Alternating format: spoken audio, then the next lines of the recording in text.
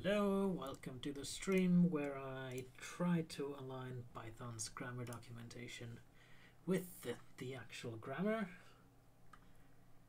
If you're interested to join in, please join the Docs Discord and ask questions. Meanwhile, I guess I will start by looking at what I did last week, because it's been a week and don't exactly remember where I was. So I have this new script that I've been writing, which goes through the Python documentation and finds Sphinx directives that look like this grammar snippet and regenerates their entire contents with stuff that it finds in the grammar. So this is going straight for the parser, and this is a string representation of the grammar rule as done by Python's parser. Then I use Sphinx to rebuild the documentation, and I can see that it actually appears. And the reason it appears is because I've added a new extension to Sphinx, which is this grammar snippet. It should be pretty simple. It transforms this grammar snippet into the Sphinx native production list. The implementation itself is not that great, but I'll ask some Sphinx expert to look at it. So now when I try to build the documentation, it takes quite a lot of time, and one thing I've seen recently on Discord is that I can say to make that the sources are just a few files I want. So that would be reference/star, and that should pass this to Sphinx as sources. And now the build takes, well, how long was that?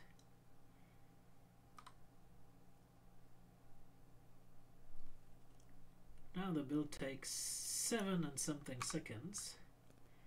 Without that, even though nothing's changed, it now recognizes that nothing's changed. That's pretty good. I don't think it did that before. But if I save something in my editor,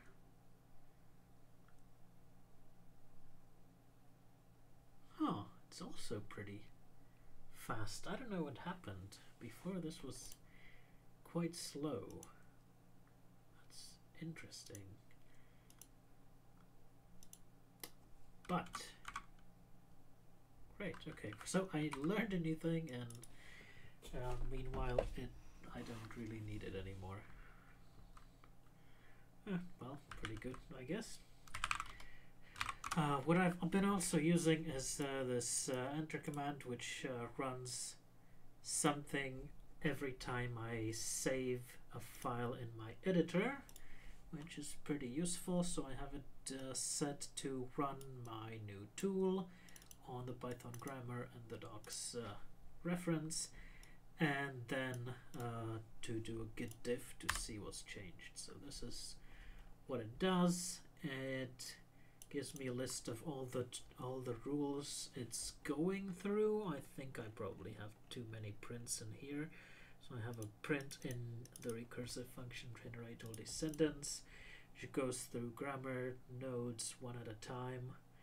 And I probably don't need this print there anymore. So now it will say that the top level rules, which are the rules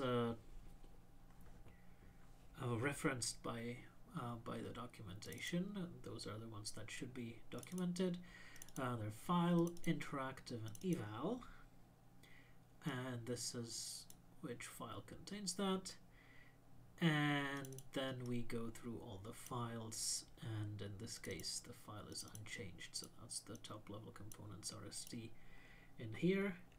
And this means my script regenerated all these grammar snippets and found that the resulting file is exactly the same as it was before, so it didn't do anything.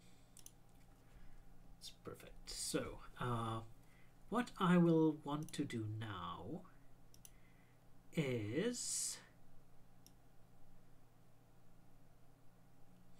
one thing I see is that these aren't linked. That's interesting.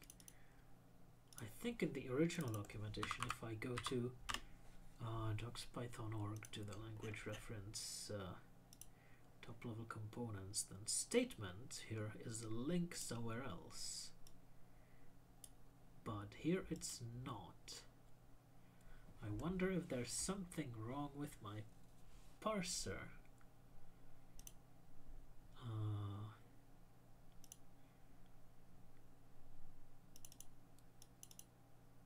It does get the group name.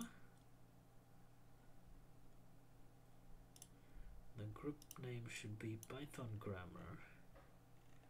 Is that what's expected everywhere else? Right, Python grammar, that's this thing, that should be exactly the same.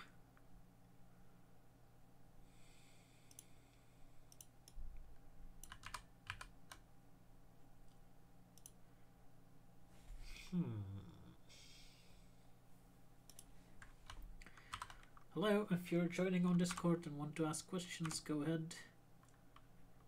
If you want to stay quiet, that's fine too. So instead of Hey Peter, it's Ryan. I joined. I'll just stay quiet though. Hello. Nice to have you. If there's anything that doesn't make sense, let me know. Will do. So, I want to investigate this, and I've learned that one good tool to investigate Sphinx is to build not HTML, but some kind of XML debug output. Let's run this this make without arguments to see what we have. Oh, it doesn't. It's not in the make file. It's not used very often, I guess. But if I run Sphinx build with help, maybe that'll help. Yeah, so I'm looking for a builder, and I'm looking for a list of all builders.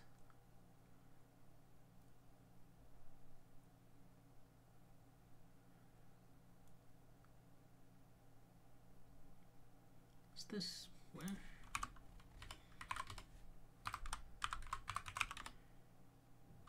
Grep builder.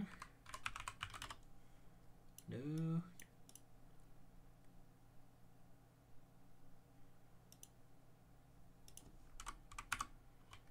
How do I get a list of all builders?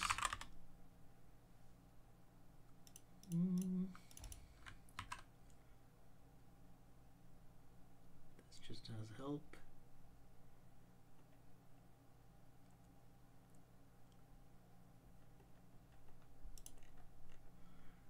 Well, I know make has Sphinx opts. Will I get a better error message if I put in a non-existent builder?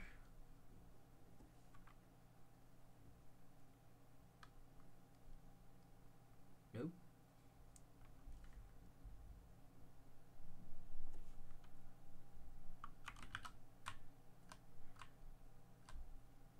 Needs a target.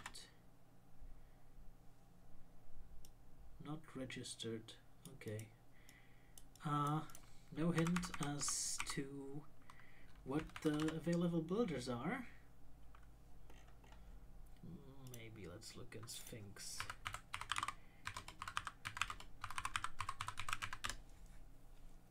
web. Oh, do we have a Sphinx expert joining the room?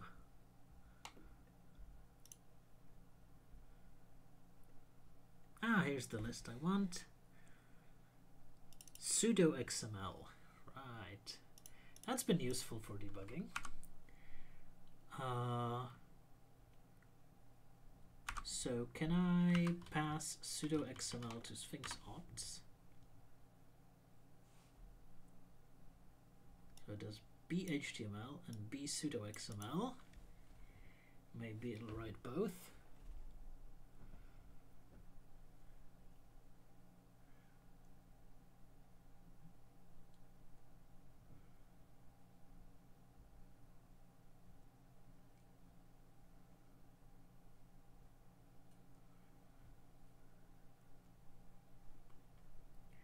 Sudo XML files are in build HTML. Okay, nice.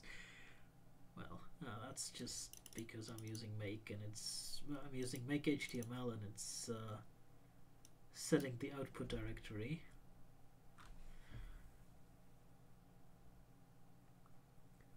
But now I guess I should be able to go to the build, and now HTML will have the sudo XML stuff, and reference will have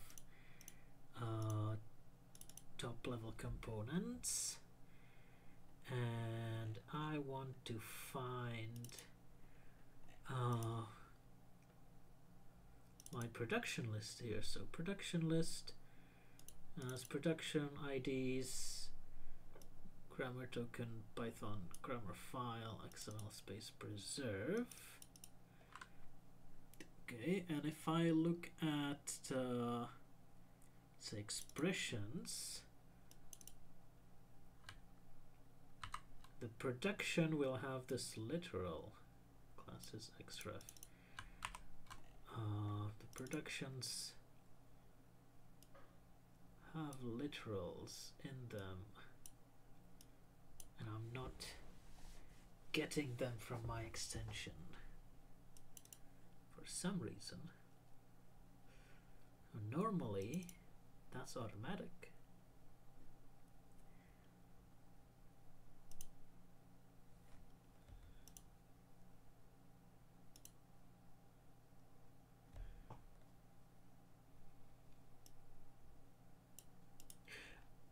Oh, is it because I need... the format's different. I need these backticks there. That's it. I didn't look at the format I was supposed to put in. Okay, so great. What's going on now? Backticks are needed to get links to other parts of the documentation. Let's put in the backticks. So for that, I will need my generator script to actually format the rules, because what I'm currently doing in here, I'm yielding every rule I find, and then I'm going through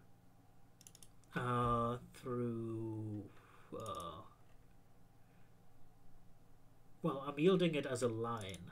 So the rule is getting formatted as a string, and that's just spitting out whatever debug info the parser has there. So if I formatted as formatted with a repr, it will spit out this, but I formatted as a string, so it gives a nice representation like this one, right? And I will need to do my try to simplify them. I'll need to create new instances of this rule, and I really don't want to be setting all this extra information, like is it left recursive, who cares, is it leader, well, I don't even know what leader is. It's probably important somewhere. If it's important to me, then I'll just add it. If it's not, I'd rather leave it out, and if somebody goes in and adds a new one, I don't want to have to change my script. Right, the other reason I want my own classes is because the structure here is not as regular as I would want. Since I will do a lot of simplification, I will probably use a bunch of match statements, and I'd rather have this all in nice, neat little data classes that I can inspect a little easier for my own purposes. So let's do that. And the way I did that was, before yielding each rule like this, I will need to convert it to my own class. So I want to be careful with the naming, so I'll say this is the parser rule.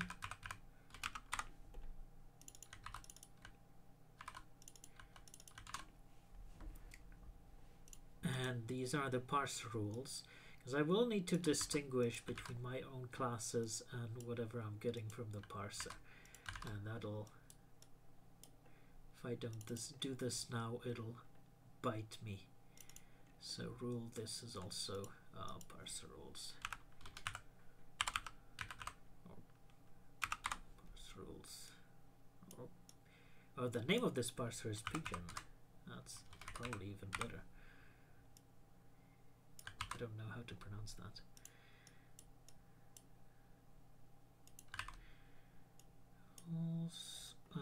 Instead of parser, let's use the proper name.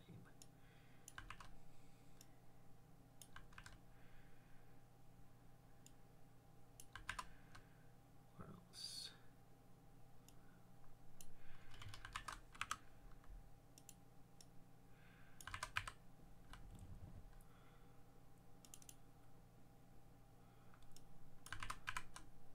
Okay. Right. And then my rule.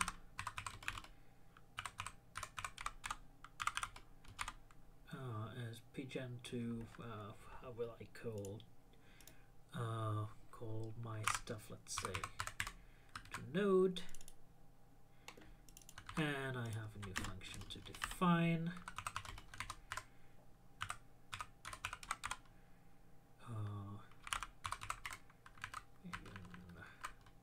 They also call these nodes, right?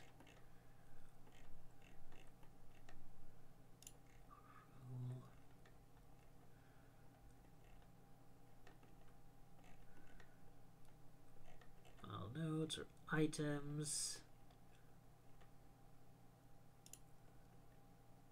Oh, they call them nodes.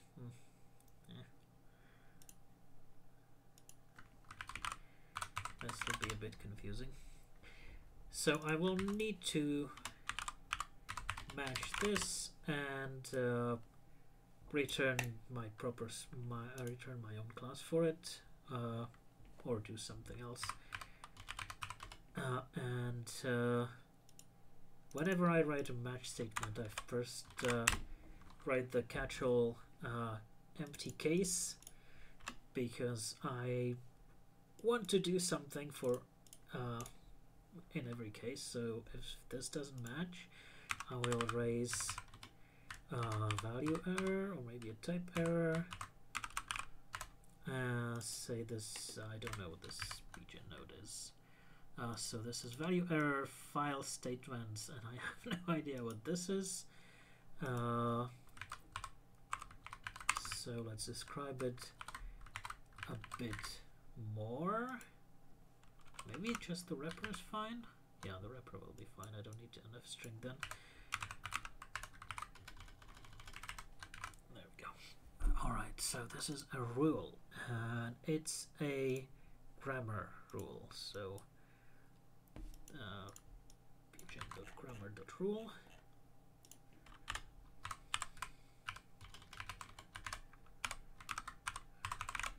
And I will return my own rule. And I've actually done this before, and I have it on my nodes branch. So let me just look there. CPython, let's see what branches I have. That's this railroad SVG, I guess. And then in tools, peg generator, not extension, pgen. This docs fragment generator, and I have this convert grammar node function already.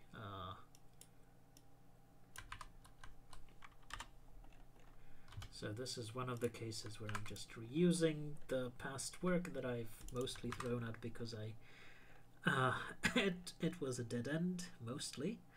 So instead of pigeon to node, I have convert grammar node. Much nicer. And this says grammar node has unknown type rule. I'm not. Right. I haven't considered rule because the top level rule thing is a bit special. So I know these are rules, and rules in the grammar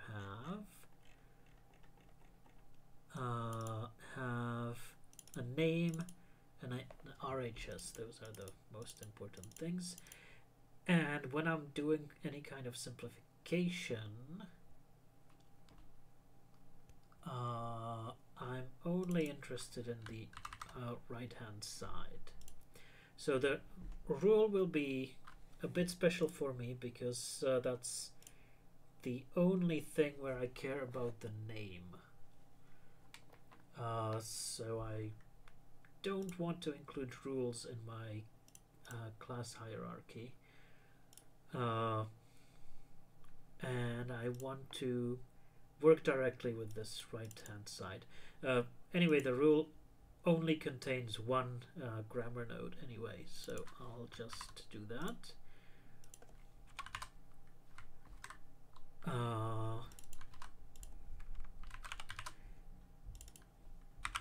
And I'll call this my node, and I will yield that node, right?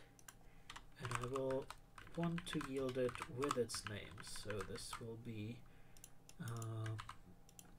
rule.name colon and some representation of my node that I don't have yet, right? So what I'm trying to get to is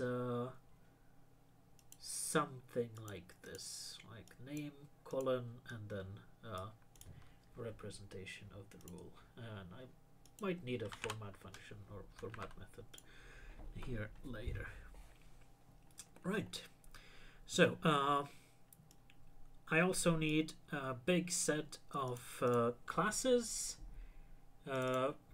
for my nodes, so these are all in my nodes as well, and this will be the meat of the script. So first thing to add is a node, and I see I already have simplification functions for all of these. Let me add those later. So this is my base class for any kind of node. I'm using data classes, need to import that.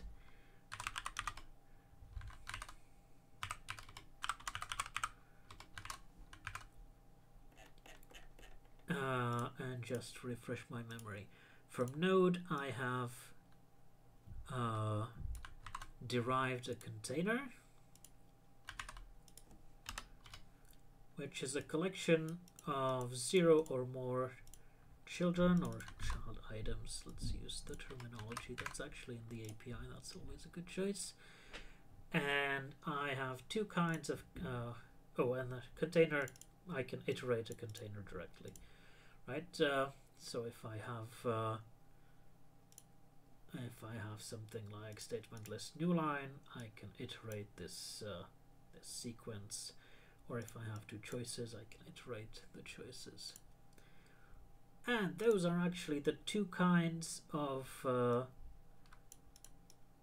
of containers I will have. And there's a choice separated by this pipe character, otherwise it's just a container. And there's a sequence which is separated by a simple space, but sometimes we need to add parentheses. We'll get to that fairly soon, I think. Otherwise it's a container. Right, that was one of the errors I got. So if I save this, I now get to optional, and optional is in here type of decorator. So a decorator would be a node with just one child, and when I iterate that, it only yields that child. So yeah, I can iterate any kind of node to get its children. Several kinds of decorators. There's optional, 1 or more, or 0 or more. And as far as I'm concerned, in the grammar diagrams, they are all similar. They just use different parentheses and symbols at the end. Right. Next up is gather, which is a bit weird because it has two children, a separator and an item. It's the odd one out. And then there are leaves.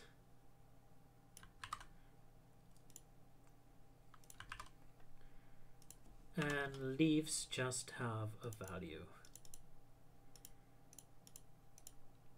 Right, and when I iterate a leaf, I get nothing because this had no children.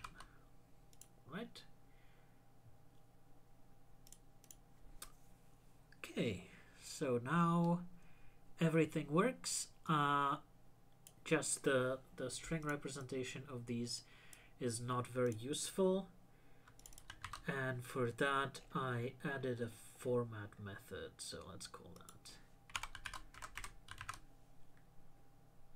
Alright, everything works now. So I do have a slight change here. Statements get put in square brackets, which is actually a good thing. The existing documentation also uses square brackets rather than question marks. And instead of $, this has end marker, which I think is also a good thing. The existing documentation doesn't use end marker, but the full grammar specification does, I think. Yeah, it has end marker in here. It's probably best to be consistent with this. End marker is a bit more explicit than $. Like $, is something you'd use in a math paper about formal grammars. Okay, this works nicely.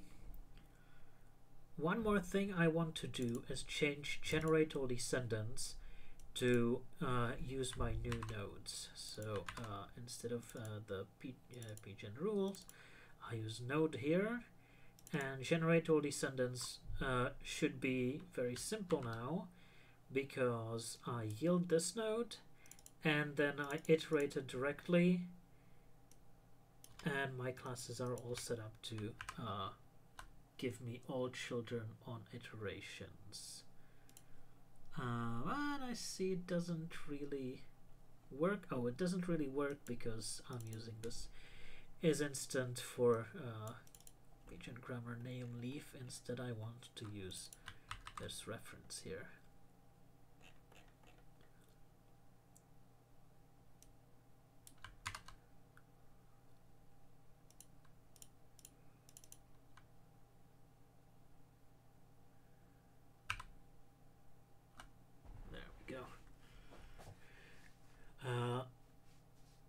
when I get a reference, I try to get the referenced rule. Now this reference can be a reference to another rule in the grammar or to a token. If it's another rule in the grammar, it should be included in bgen rules, so this will pass. If it's not, no harm done. I ignore the key error. And if this succeeds, then I add the name to rule names. Let's add one more function.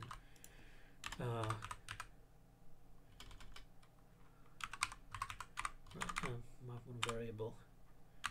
Say rule name is this descendant.value. Fix my indentation while I'm at it.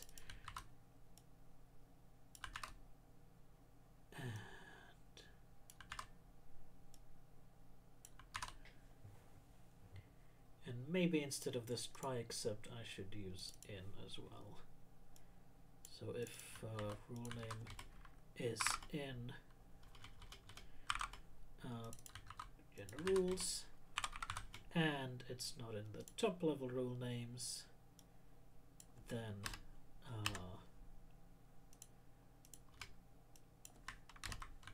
I include it. Only do this if it is a reference. There we go. This is the line here is too long now.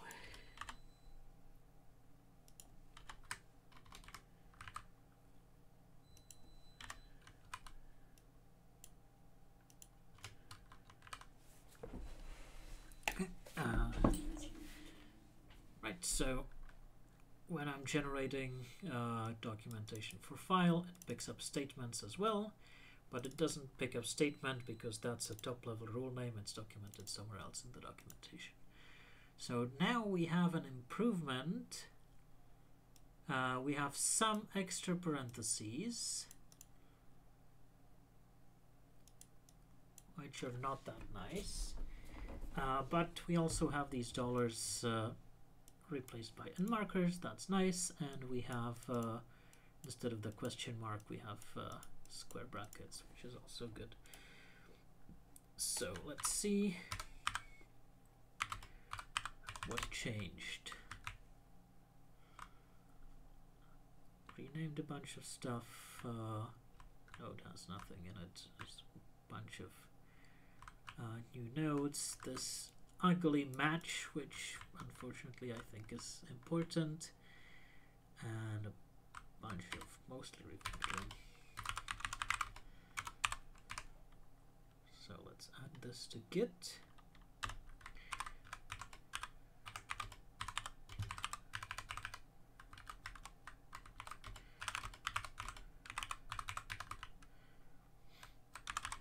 By the way, this change here and generate all descendants is one good thing that comes out of using my classes. It's much easier to work with them in the way that I want.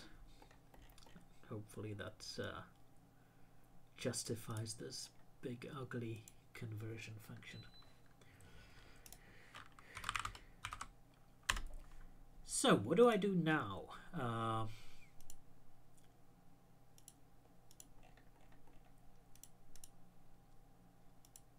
If I look at the result here, one thing that is not really nice is these extra parentheses. I need to figure out when I need parentheses around an item and when I don't, right?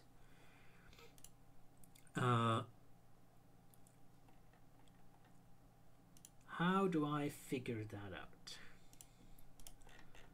Probably best to look in here. So if something is a reference, or if it's a string, do I even...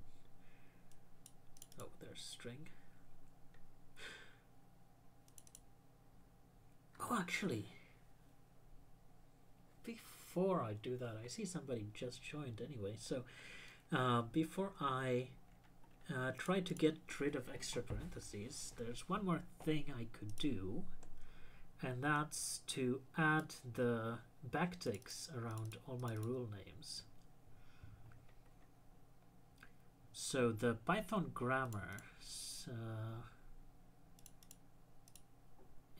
where is it? In here. Several kinds of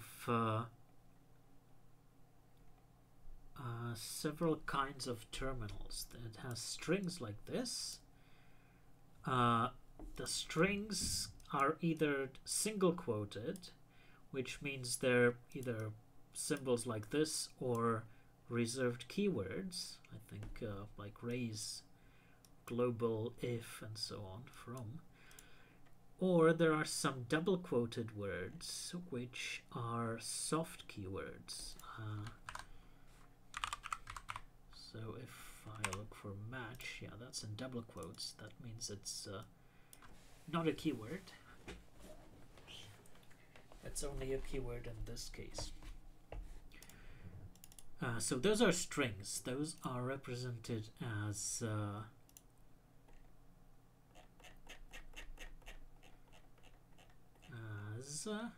wait, where am I? Oh, here. Those are represented as string in my tool, and then there are rule references and tokens, and those are represented as reference here, and I probably want to split those into tokens and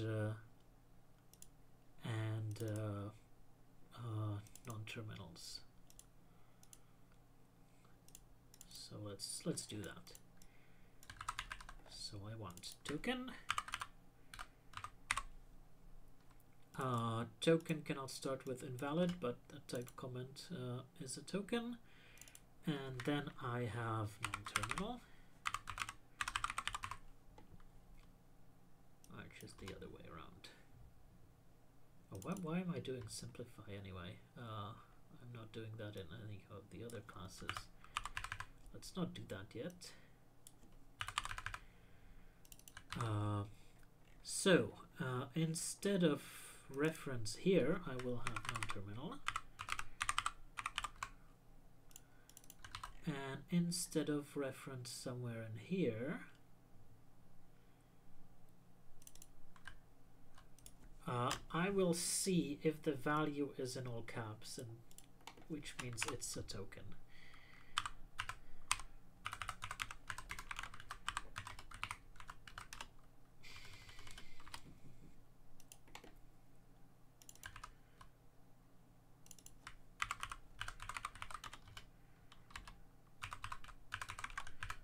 See if that works. That works. And now what I want to do to match the previous documentation, or the source of the previous documentation, which looks something like this. I want to leave the tokens alone, but I want to surround the non-terminals with these back ticks. So to do that, I will format non-terminals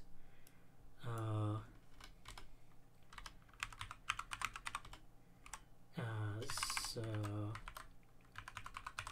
there's a value with the backtick. Okay, right. So statements, and statement is now in backticks. Let's see.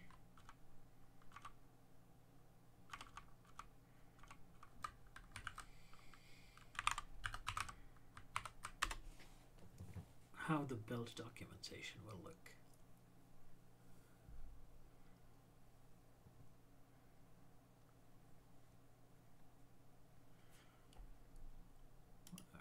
So that's here.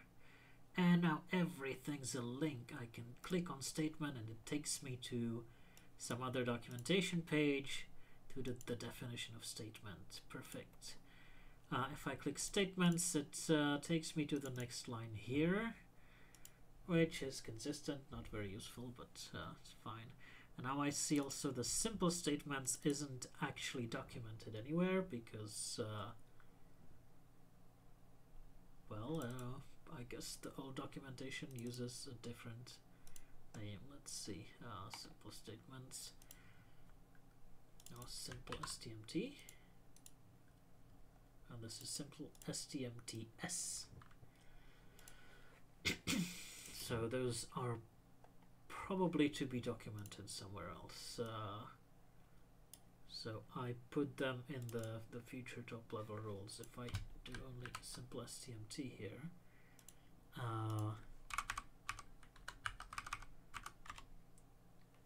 then I get even simple STMTs in here. That's probably a good thing to have. Let's see how that will look in the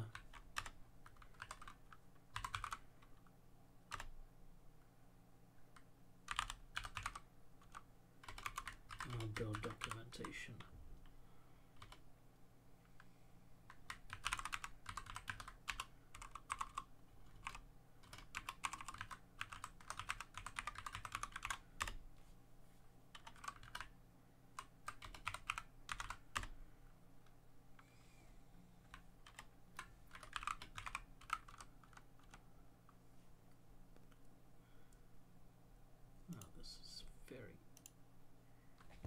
Okay, so now simple statements, go to simple statement, and I have a little more to work with. There's a little more extra parentheses here that I will want to get rid of.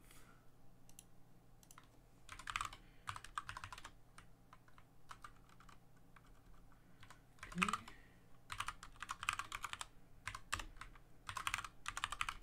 I'm now formatting non-terminals.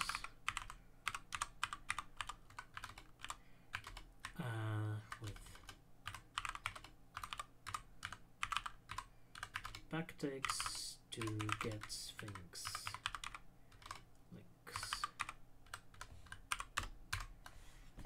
Great.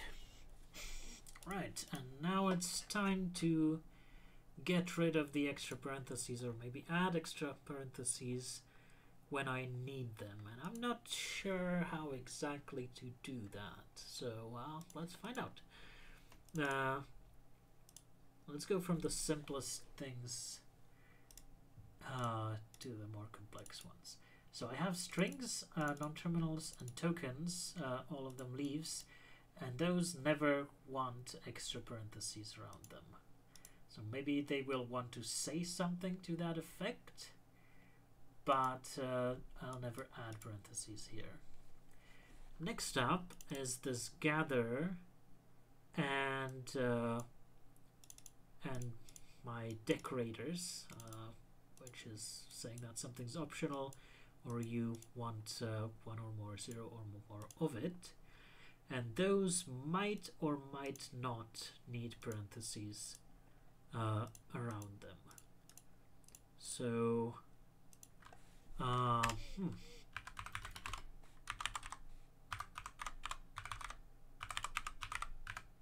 maybe I will need parentheses around this, and maybe I will need parentheses around this, and I don't know how to figure out the t-et. Then I have 1 or more, 0 or more. Maybe those need parentheses around that.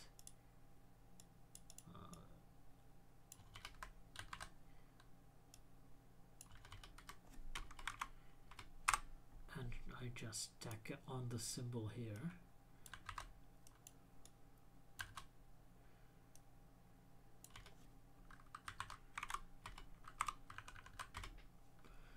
For optional, I definitely want don't want parentheses there because I'm adding a different kind of parentheses every time.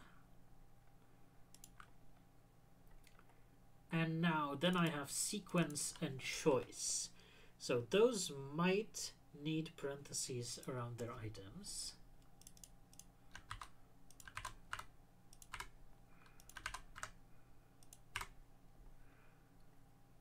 Or they might not.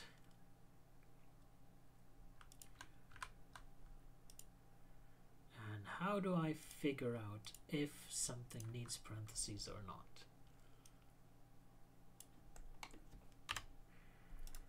So something will need parentheses if it's sequence with one or more things in it, or a choice with one or more things in it. I guess. Yeah. So the leaves never need them. The gather, I don't think that'll ever need its own parentheses. It's very compact. 0 or more should have parentheses around it already if it's somehow complex. Although if I have a 0 or more gathers, these sigils might become confusing.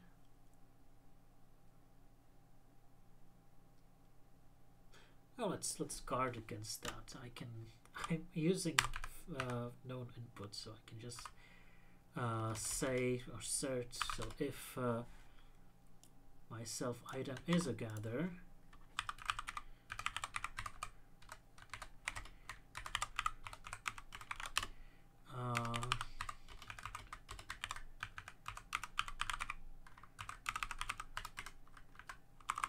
so I'll just raise an assertion error that I have a gather in one or more. Check how parentheses should be added. Where? Let me stick a to-do on this so I won't forget. And the same thing with 0 or more. Right.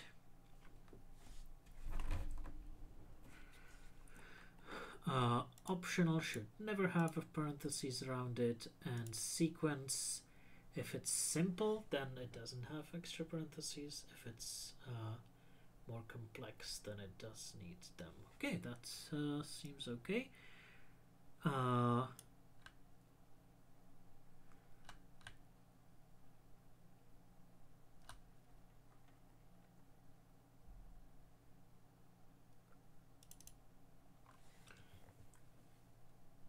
And so that means I will need two kinds of format methods. One of them will add parentheses and one of them will not. So I probably want to call it like this.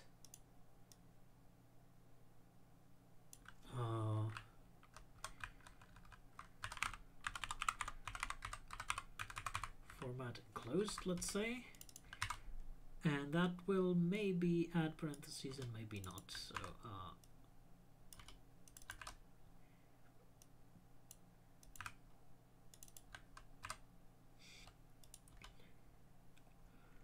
where do I have maybe bad parents here?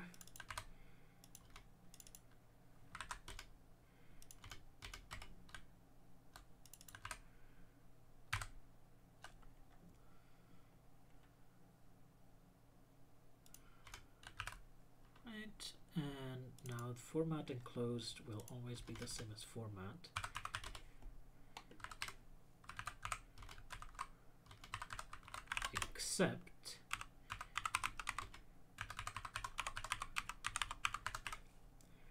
Except in several cases in choice.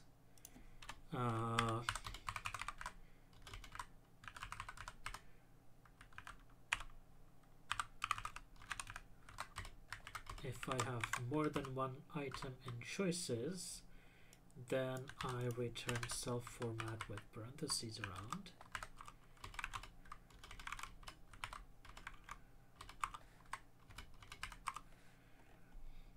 And the same with sequence, so this actually can go in container.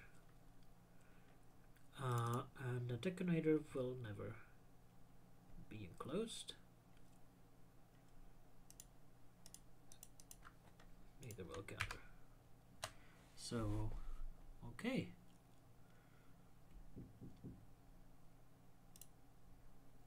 So how does that work? Let me actually run Sphinx.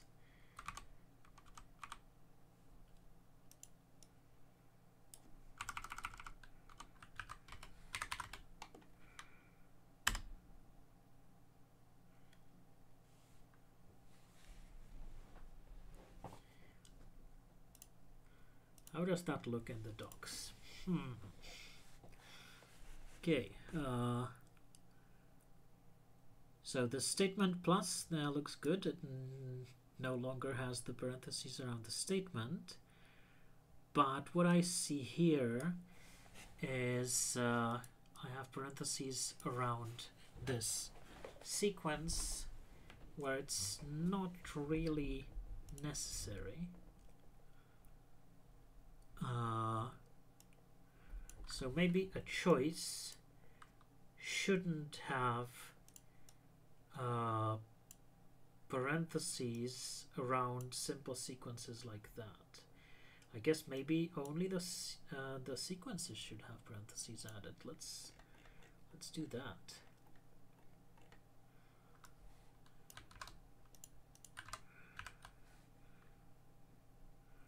There's more than one thing in a sequence, then add parentheses to it. How does that work? Do you need to wait for Sphinx? Oh, that didn't do anything. Oh, this choice. Right. I'm doing the wrong thing. And it'll be more complicated than that.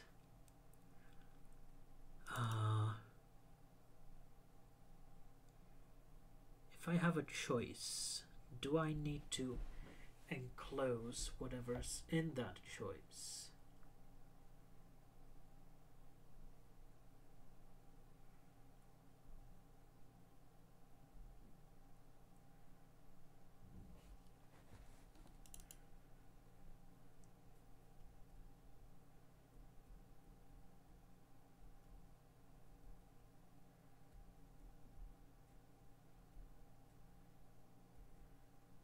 How does this work? Maybe I should read up on the theory around how enclosing stuff in parentheses should work. I'm sure there's some kind of algorithm that does this, but it's probably not good to do research on a stream because it's quite boring to look at someone look through references. So let's leave it like this. What did I change? Wait, what? Why does getDiff not work for me? That was weird.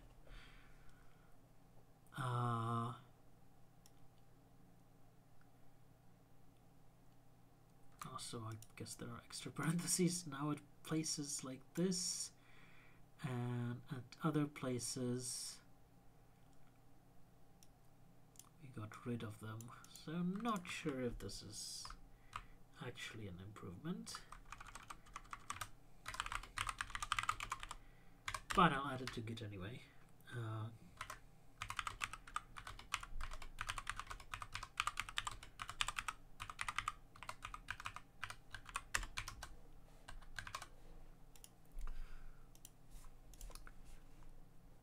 Right, Alright, this is looking nice. Now, what's the next thing I could do? I could probably do some light simplification. I wonder what's going on here. With simple statement new line. Let me see how the generated thing works. So if there's file, statements, and marker, there are two spaces here. So simple statements has simple statement new line. Let me see how that works in the grammar file. Simple statements has a simple statement. Then it has this look ahead, I guess, and a new line. So I'm somehow getting two spaces instead of one here. And I don't like that. That could be a bug there. Let's see what I'm actually getting. Wherever I'm yielding the rule, I will want to print it out and see what's being done there. So where was that? In simple statements. I also want to print the rule name too.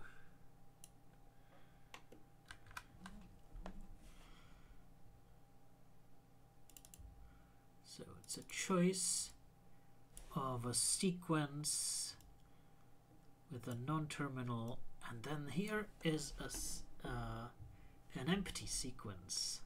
Haha. And then a new line. So I guess it's time to simplify things and remove an empty sequence like this from a larger sequence.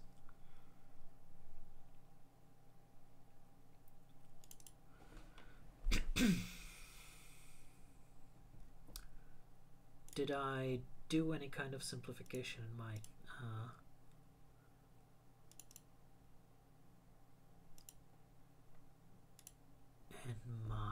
notes here? I did.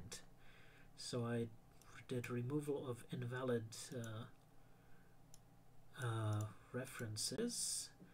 I did removal of type comments. I should probably do that when I'm turning stuff into my own classes. So wherever I have doing tokens here, I should say that if the value is type comment, I ignore it because type comments aren't really used in the grammar itself. And now I need to return a node here from this function, and I have nothing to return. None won't really work because then I'm calling format on it. I want to return an empty node, and for that I'm actually using an empty sequence. I already use it in a couple of places here for stuff that I want to leave out of my grammar, right? And that is actually the reason I'm getting an empty sequence here, and I'm getting two spaces showing up in the docs because of the empty sequence, because that thing was a negative look ahead or something, I think. So next thing I'll need to do is simplify the sequence. Let's see. I've already done that. So let me just copy my simplify method here. So how does this is actually a simplification of a container, both choice and sequence. So how does simplifying a container work? I go through all the items inside. I simplify each item, and if the item is an empty container, so an empty choice or sequence, I leave it out. Otherwise, I append it to a new list of items, and then I create a new type, like a new instance of the original type with the new items. So this is basically filtering out empty containers. It might be possible to write it in a simpler way, but this way it's set up for more cases here, which I might need for the future. Right, so what else do I need for simplification? I need a base class implementation of simplify that does nothing. And then I need to call the simplify. Let's do that here. Okay, and that got rid of this extra space here, and it also means my future simplifications will be more effective because I'm now removing stuff that gets reduced to nothing.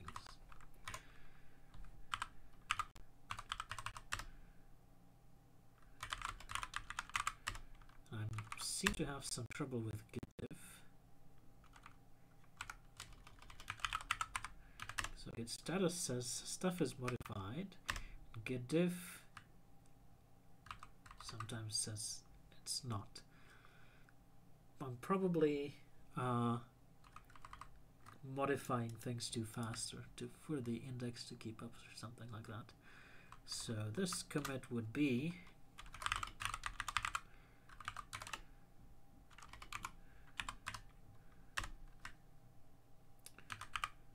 start simplifying. Simplifying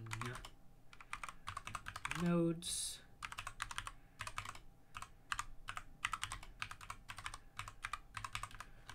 I'll remove empty sequences.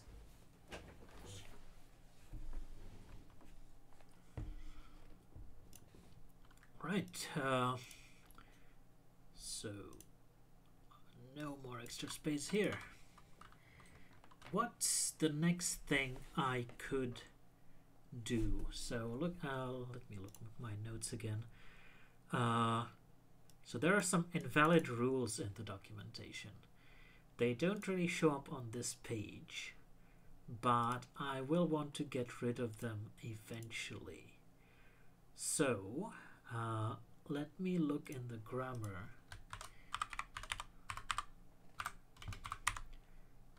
Where we have such an invalid rule. Oh, they don't show up in the docs either.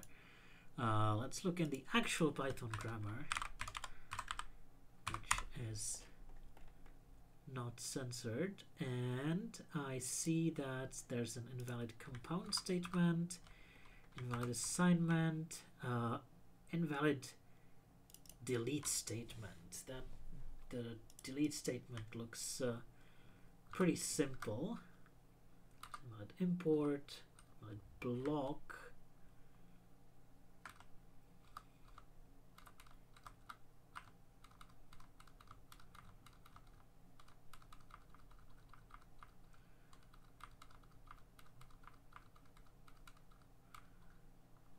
Okay.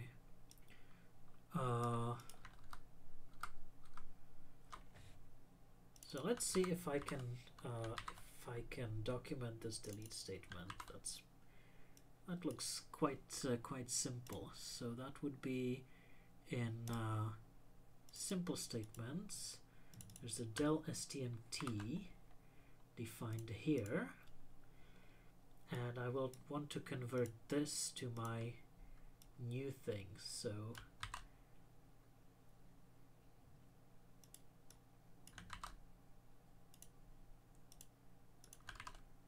grammar snippet, this is not really important. This should have del statement. There needs to be a block after this. So I do that. I run my tool, and what happens? This changes the definition of the del statement to this whole big thing. And it uses this whole big thing because my tool doesn't know that del targets are, or well, not del targets, but T primary or slices or del T atom, they should be defined somewhere else in the documentation. So the way I tell it that to my tool is either by including them in grammar snippets somewhere, or if I'm just starting out, I put that in the tool itself. So I have this future top level rules, and I know that I will want to define T primary in its own block. So if I add that, this should become a bit smaller, but not by much. Slices is probably something that should have its own docs entry as well.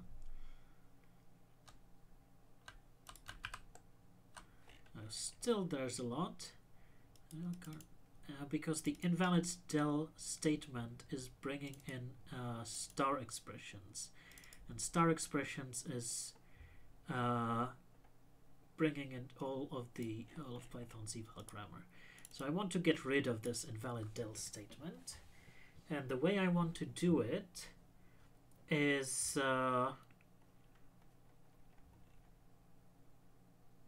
how are invalid statements used in the document, in the grammar anyway? Let's be a bit more careful with going through the docs. So here's invalid compound statement in a choice branch all by itself.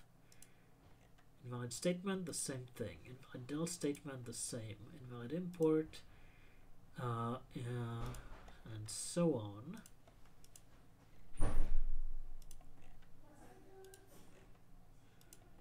Yep, always by itself in a choice branch.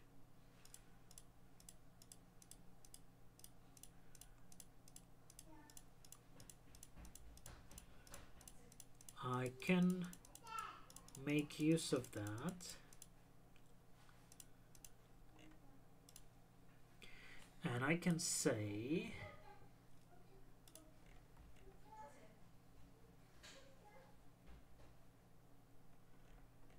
well,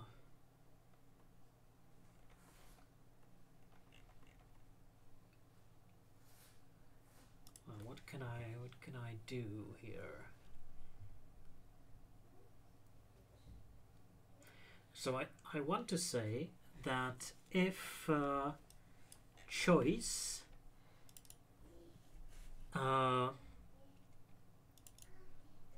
includes or if one item of the choices is an invalid rule, then I want to remove it.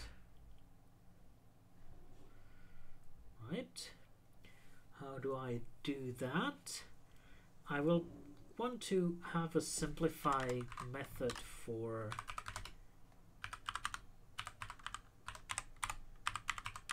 specifically for choice items. Right? So instead of item simplify, I will do self.simplify item here. Now the base class simplify item will just call it needs item. We'll just call item.simplify.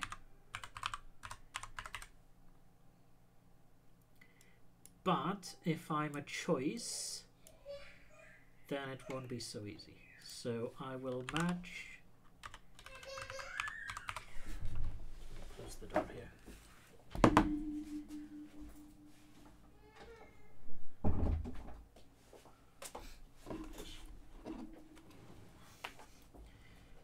match on the item,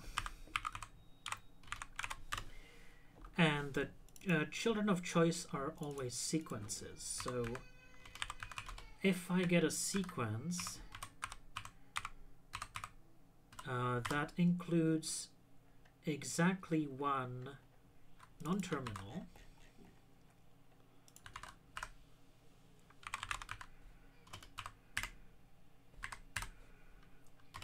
and if the non-terminal's name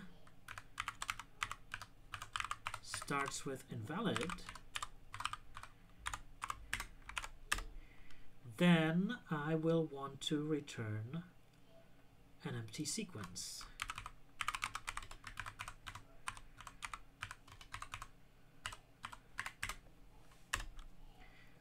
Otherwise, I will want to well, use the superclass implementation.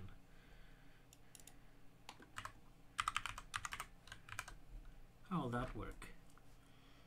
And I need to return.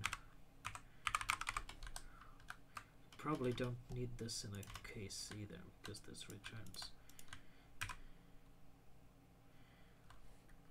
Right, and what did that do? That successfully got rid of the invalid rule.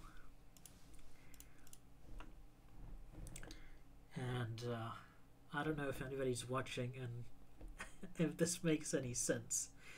So this is the power of the match statement combined with data classes. So I'm destructuring this item, and I'm seeing if its type is sequence, and if it is, if it's contents. So because of this is data class, its contents are these items. So if it's like first init argument, or these items are a list with exactly one item inside, which is of type non-terminal with a given name. Again, name is this data class thing defined here. So this is a value. It can be a token name, non-terminal names, string value. So I'm assigning this non-terminal's value to the variable name, and then I'm also checking if that name starts with invalid underscore. And if all of that matches my item, then I know I can remove this. Right? It's one arm of the choice. It's non-terminal starting with invalid. Then I remove it. I use an empty sequence to signal that this can be removed. And this then goes into this loop, and it's matched again. I see it's an empty container, so it doesn't get included in the simplified rule. And what did I change now? Bring back case. Right. So removing invalid rules. I guess I should look at the docs for simple statements now.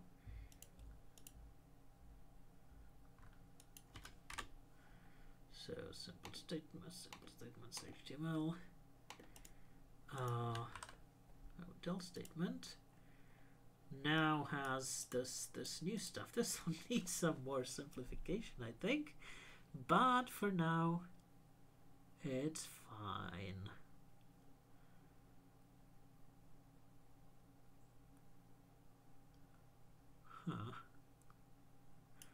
This is much more complicated than what the old docs ruled. So del statement is del target list, and apparently the deletion target list is a bit different than the normal target list now. But whoever made that change to the grammar didn't really bother to change the documentation. I guess this is a mess. This will need some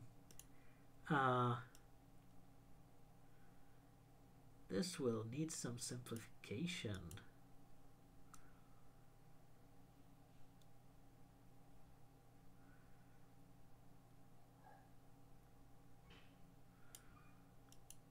Del targets. Del targets is a comma separated list of del target, with an optional training comma.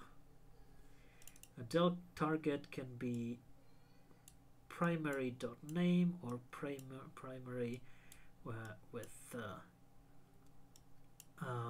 with square brackets and slices inside, or it can be a delty atom, and that can be either name or a parenthesized del target or parenthesized optional del targets,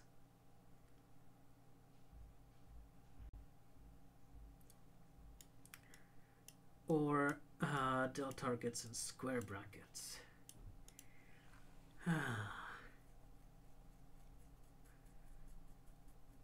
Simplifying this to be readable will be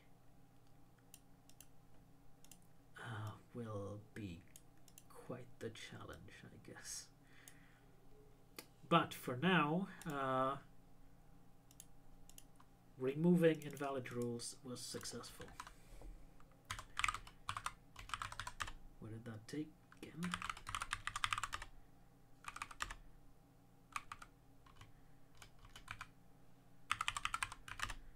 Why did git diff stop working for me then? It's weird. Right, so this is removal of invalid rules.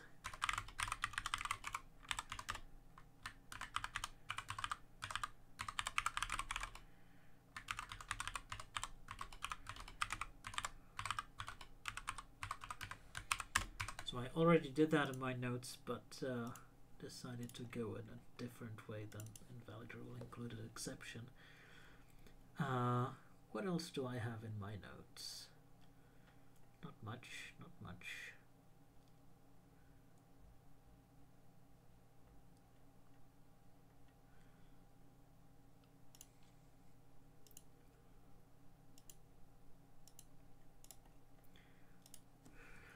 Right, so I guess the next step to make here is, if I don't want to research the parentheses, is to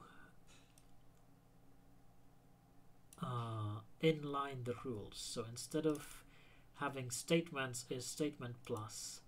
If I know statements is not used anywhere else, which probably shouldn't. If it is defined anywhere else, then Sphinx will yell at me too. So if I can be reasonably sure statements is not used elsewhere, and I should just inline it into this statements here. So instead of that, it'll say statement plus directly. And once I have that, I can simplify this optional one or more into 0 or more, so it should be statement star and marker, and that should be it.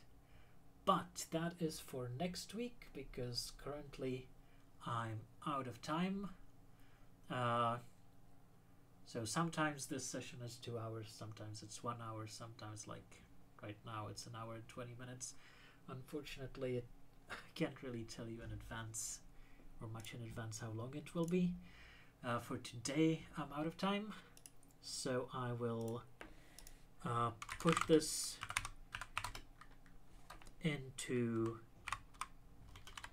my grammar and docs branch on GitHub if you'd like to take a look, and I will see you next week.